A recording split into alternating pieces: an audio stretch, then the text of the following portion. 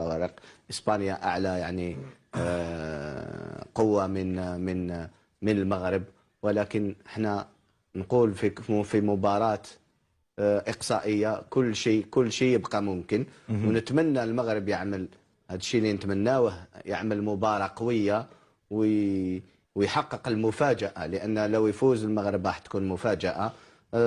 ادى كما قال يعني بيدري، ادى في الدور المجموعات يعني في المركز الاول، تاهل يعني عن جداره. فريق يحترم. الاسبان راح يحترموا يعني اللاعبين المغاربه قياسا بالدور الأول، من كان أفضل ربما من ناحية المستوى؟ قياسا بالدور الأول أتحدث، المغرب أو إسبانيا من ناحية المستوى على كل الأصعدة؟ لا، اسبانيا كان جيد في المباراة الأولى، ثم يعني شفنا يعني تقريبا يعني اسبانيا يسيطر على الخصوم تاعو، ولكن الهفوات